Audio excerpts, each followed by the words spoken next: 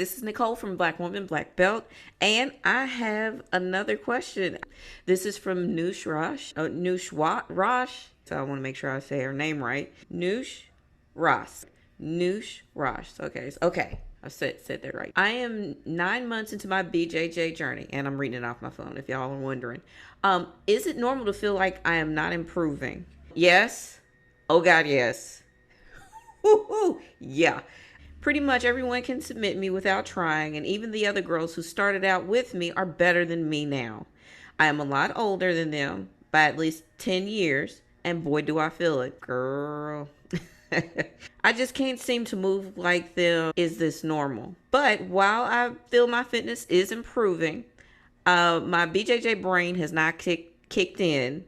I struggle with rolling effectively. Thanks for listening. Thanks for asking. So, um, just as white belt, of course you're gonna feel like you're not improving because like you're just learning. You're learning the basics of the language. It's just like a baby when they learn the basics of speaking.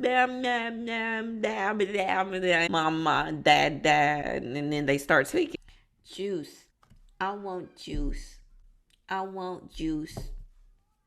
You can tell I don't have kids. It's the same with jujitsu. It just doesn't make sense yet. I always like to tell my white belt friends that your job is to survive. It's not position. It's not submission. The thing that I would say is work on your framing, work on your defending, and work on escaping. Now, if the submission's there, you may get it. But that first year, it's just you getting your butt kicked. Just because it's a sunny day. Just because the wind was blowing northwest at 2 miles an hour, that's why you got your butt kicked. Adding to the fact that you are a middle-aged woman. Yeah, I get it. I mean, I'm not there yet, but I'm not too terribly far behind. You're not gonna have the explosiveness or the energy that those little young pups that you deal with have. I mean, they're 20 years old. They got a job, they ain't got no responsibility, they ain't got no kids. They got all the time in the world. Your saving grace will be your skill set. It will not be your speed and explosiveness and your athletic ability. Like for me, I am of a certain age. We don't need to say that age out loud. You don't need to know. My game is more strategic than athletic now. I mean, don't get me wrong. I can still get with you. What I always like to say is what the young girls have in youth and exuberance, I have an old age and treachery. I just do mean stuff. That's just the stuff that I learned at the beginning. I didn't know what the heck I was looking. I'm like, what the heck is this? And I would try it during class, and then somebody would be like, I already know what you're gonna do, and they counter it, and I'm like, I get frustrated, and I just forget about it and throw it to the side, and I'll learn something else, and it'll work. It's very cyclical. What you learn now, you won't get it. I'm just like, what is this for? I'm like, what is this? 3 or 4 years later, you'll see the exact same thing, and then it'll make sense. It'll actually click. You said your BJJ brain ain't working because it's not there yet. It's in development. The person you're rolling with has been doing this for, let's just say, been doing it for 5 years, and you've been doing it for 1. If all factors are even, if we got into a fight, who would win? A 1-year-old or a 5-year-old?